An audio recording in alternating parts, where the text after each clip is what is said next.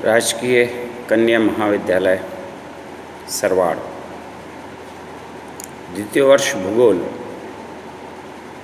के विश्व का प्रादेशिक भूगोल पेपर से संबंधित प्रथम अध्याय विश्व में एशिया महाद्वीप की स्थिति और वैश्विक संदर्भ के संबंध में मानव की जन्मस्थली कहलाया जाने वाला एशिया महाद्वीप विश्व का विशालतम महाद्वीप है। यह महाद्वीप अपनी भौगोलिक विशिष्टताओं से परिपूर्ण है।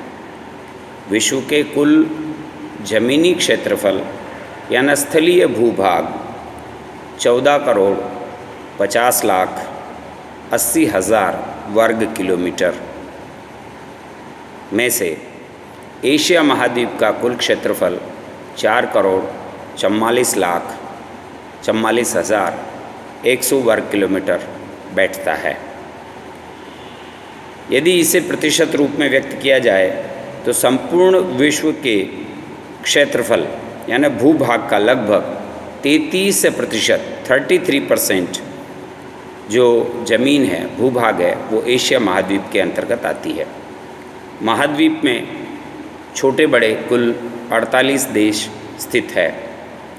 भौगोलिक दृष्टि से देखा जाए तो यूरोप और एशिया महाद्वीप के मध्य में कोई विशेष प्राकृतिक सीमा नहीं है। हाँ, यूराल पर्वत को हमने इस दोनों महाद्वीपों के मध्यवर्ती सीमा के रूप में माना है। दोनों महाद्वीप स्थलीय भूभाग से जुड़े हुए हैं, फिर भी अलग अलग हैं। 2001 की जनगणना के अनुसार एशिया महाद्वीप की कुल जनसंख्या 372 करोड़ थी, जो 2011 में 421.6 करोड़ हो गई। यह विश्व की जनसंख्या का लगभग 62% 62% बैठता है। एशिया की ये जो कुल जनसंख्या है उसका 37% भाग नगरों में निवास करता है, जबकि 63% 63% ऑफ टोटल पॉपुलेशन गाँवों में निवास करती है।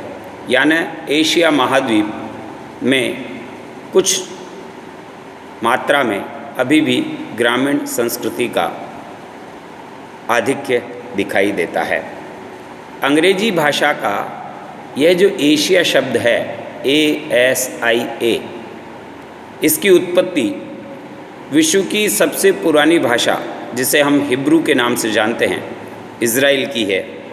उसमें आशु जो शब्द आता है ASU, उससे उत्पत्ति मानी जाती है और इसका शाब्दिक अर्थ हिंदी में यदि देखेंगे तो उदित सूर्य यानी द राइजिंग सन। सामान्यतः ऐसा माना जाता है कि यूनानियों ने यह नामकरण किया होगा, क्योंकि पश्चिम में स्थित यूनानी सभ्यता का संपर्क जब एशिया महाद्वीप की विभिन्न सभ्यताओं से हुआ तो वे पश्चिम में थे, इसलिए इसे उदित सूर्य के नाम से जाने जाते हैं।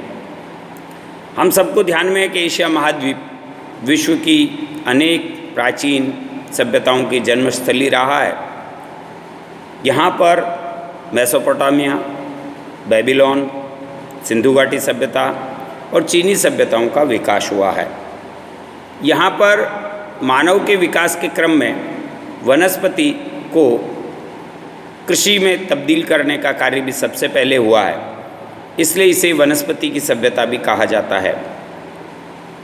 कई स्थानों पर प्राच्य संस्कृति के नाम से भी इस एशिया महाद्वीप का संदर्भ आता है। एशिया महाद्वीप का वह भूभाग जो मानसूनी जलवायु से प्रभावित है, वह मानसून एशिया कहलाता है। यानी कुल मानसून एशिया का जो क्षेत्रफल है वो 20,757 यानी आधे के आसपास यह क्षेत्रफल बैठता है। और ये जो मानसून एशिया है वो अर्धचंद्राकार रूप में फैला हुआ है। जो शब्द एशिया के विभिन्न भूभागों के लिए काम में लिए जाते हैं उसमें कई तरह के शब्द है। फार ईस्ट भी काम में लिया जाता है, मध्य पूर्व भी काम में लिया जाता है, सुदूर पूर्व भी काम में लिया जाता है। द ओरिएंट शब्द भी एशिया महाद्वीप के लिए काम में लिया जाता है। जो मानसून एशिया का जो भाग है उसमें Bharat, Pakistan, Bangladesh, Nepal, Bhutan, Sri Lanka, Maldives, Myanmar, Thailand, Vietnam, Cambodia, Laos, Malaysia, Singapore, Brunei, Indonesia, Philippines और पूर्वी तिमोर और दक्षिणी पूर्वी एशिया में चीन, मकाओ, हांगकांग, ताइवान, मंगोलिया और चीनी परिमंडल और जापान तथा उत्तरी कोरिया, दक्षिणी कोरिया, कोरिया वर्ग में सम्मिलित होते हैं। एशिया महाद्वीप की स्थिति देखें तो एशिया महाद्वीप पूर्वी गोलार्ध में भूमध्य रेखा से प्रारंभ होकर उत्तरी ध्रुव तक स्थित है।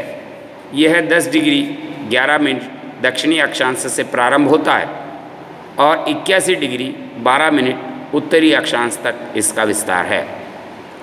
देशांतरीय विस्तार के रूप में 26 डिग्री और 4 मिनट पूर्वी देशांतर से यह प्रारंभ होता है और 169 डिग्री और 40 मिनट पूर्वी देशांतरों के मध्य में स्थित होती है। महाद्वीप की उत्तर से दक्षिण लंबाई 8,580 किलोमीटर और पूर्व से पश्चिम चौड़ाई 7,720 किलोमीटर बैठती है। भूमध्य रेखा इस महाद्वीप के दक्षिणी द्वीपों जावा, सुमात्रा, बोर्नियो, सुलावासी, मलक्का के मध्य से गुजरती है, जबकि कर्क रेखा दक्षिणी पूर्वी और पश्चिमी एशिया के देशों से होकर गुजरती है। भारत के मध्य से कर्क रेखा यानी 23.5 डिग्री उत्तरी अक्षांश गुजरता है। एशियाई भूमि मुख्य रूप से उत्तरी गोलार्ध में है। कुछ इंडोनेशियाई जो द्वीप हैं वे दक्षिणी गोलार्ध के अंतर्गत स्थित होते हैं। इसके उत्तर में आर्कटिक महासागर है जो वर्ष भर बर्फ से ढका रहता है। दक्षिण में हिंद महासागर है, पूर्व में प्रशांत महासागर है और पश्चिम में भूमध्य सागर अवस्थित है। एशिया और यूरोप के मध्य में यूराल पर्वतमाला, कैस्पियन सागर, काला सागर, कॉकेशस और मारमरा सागर आता है। उत्तरी अमेरिका से यह बेरिंग जल संधि, बेरिंग जल डमरू मध्य जिसे कहते हैं हम, उससे अलग होता है। अफ्रीका महाद्वीप का भी जमीनी भाग इससे जुड़ा हुआ है, वह लाल सागर और स्वेज जो स्थल जल डमरू मध्य है उससे यह अलग होता है। इस प्रकार एशिया महाद्वीप की जो वैश्विक स्थिति है वो सर्वाधिक रूप से महत्वपूर्ण है।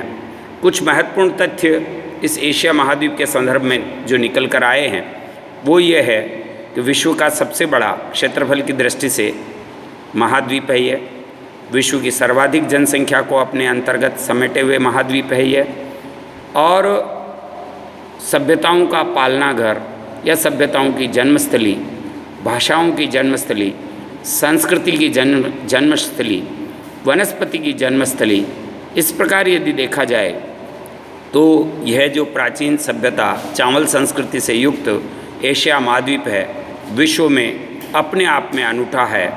अगले अध्याय में हम इसके अन्य जो पक्ष हैं उनसे संबंधित हम चर्चा करेंगे।